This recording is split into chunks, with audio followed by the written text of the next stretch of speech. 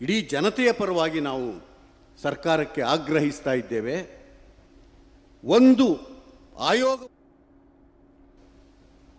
ಈಗ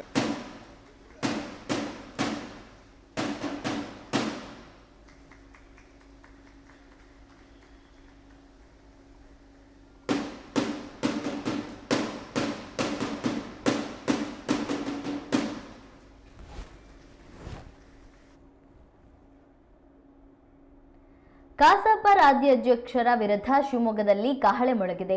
ಮಹೇಶ್ ಜೋಶಿ ವಿರುದ್ಧ ಸಮರ ಸಾರಿದ್ದು ಆಯೋಗ ರಚನೆ ಮಾಡಿ ತನಿಖೆ ನಡೆಸಿ ತಪ್ಪಿತಸ್ಥ ಎಂದು ಕಂಡು ಬಂದರೆ ಅಮಾನತಿನಲ್ಲಿರುವ ಅವರನ್ನ ವಜಾಗೊಳಿಸಿ ಅಧ್ಯಕ್ಷ ಸ್ಥಾನಕ್ಕೆ ಹೊಸ ಚುನಾವಣೆ ನಡೆಸಿ ಎಂದು ಹಕ್ಕೊತ್ತಾಯ ಮಾಡಲಾಯಿತು. ಕನ್ನಡ ಸಾಹಿತ್ಯ ಪರಿಷತ್ತು ಉಳಿಸಿ ಹೋರಾಟದ ಹಿನ್ನೆಲೆಯಲ್ಲಿ ಕನ್ನಡಿಗರ ಜಾಗೃತಿ ಸಮಾವೇಶ ಈ ದಿನ ಶಿವಮೊಗ್ಗ ನಗರದ ಅಂಬೇಡ್ಕರ್ ಭವನದಲ್ಲಿ ನಡೆಯಿತು. ಸಮಾವೇಶಕ್ಕೆ ಸಾಹಿತಿ ಎಸ್.ಜಿ. ಸಿದ್ದರಾಮಯ್ಯ ಅವರು ಚಾಲನೆ ನೀಡಿದರು. ಹಿರಿಯ ಸಮಾಜವಾದಿ ನಾಯಕರಾದ ಬಿ. ಪುಟ್ಟಣ್ಣಯ್ಯ ಅವರು ಕಾರ್ಯಕ್ರಮದ ಅಧ್ಯಕ್ಷತೆ ವಹಿಸಿದ್ದರು. ಸಮಾವೇಶಕ್ಕೆ ಸಾಹಿತಿಗಳು, ಲೇಖಕರು ಸಾಕ್ಷಿಯಾದರು. ಬಳಿಕ ಮಾತನಾಡಿದ ಎಸ್.ಜಿ. ಸಿದ್ದರಾಮಯ್ಯ ಅವರು, ಇಡೀ ಸಾಹಿತ್ಯ ಪರಿಷತ್ ಇತಿಹಾಸದಲ್ಲಿ ಮಹೇಶ್ ಜೋಶಿ ಅಧ್ಯಕ್ಷರಾಗಿದ್ದಾಗ ಬಂದಂತಹ ದುಸ್ಥಿತಿ ಯಾವತ್ತೂ ಬಂದಿರಲಿಲ್ಲ ಎಂದು ಅಸಮಾಧಾನ ವ್ಯಕ್ತಪಡಿಸಿದರು. ಅವರು ಸರ್ವಾಧಿಕಾರಿ ಧೋರಣೆ ಅನುಸರಿಸಿದ್ದಾರೆ. ದುರಹಂಕಾರದ ನಡವಳಿಕೆಯಾಗಿದೆ. ನಮ್ಮದು ಅಹಿಂಸೆಯ ಹೋರಾಟ, ಸತ್ಯಕ್ಕಾಗಿ ಈ ಹೋರಾಟ ಎಂದರು.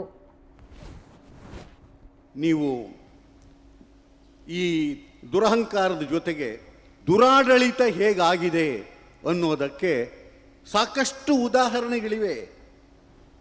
ಅವರು ಪ್ರಕಟಿಸಿರ್ತಕ್ಕಂಥ ಪುಸ್ತಕದಲ್ಲೇನೇನೇ ಸಾಕಷ್ಟು ಸಮಸ್ಯೆಗಳನ್ನು ಎತ್ತಿದಂತೆ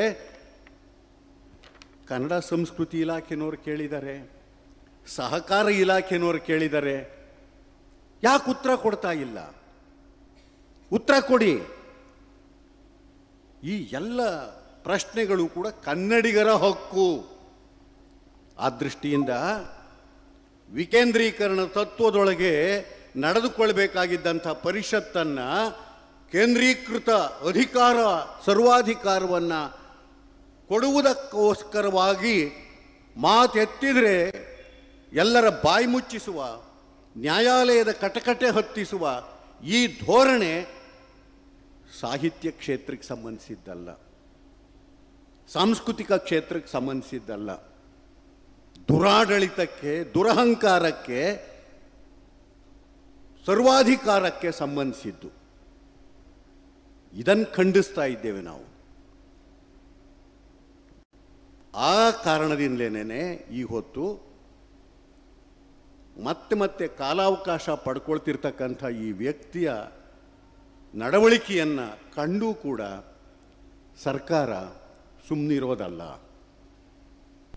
ಇಡೀ ಜನತೆಯ ಪರವಾಗಿ ನಾವು ಸರ್ಕಾರಕ್ಕೆ ಆಗ್ರಹಿಸ್ತಾ ಇದ್ದೇವೆ. ಒಂದು ಆಯೋಗವನ್ನು ರಚಿಸಿ ನಾವು ಎತ್ತಿರುವ ಎಲ್ಲ ಪ್ರಶ್ನೆಗಳಿಗೂ ಕೂಡ ಆಯೋಗದೊಳಗೆ ಪರಿಶೀಲನೆ ನಡೆಯಲಿ.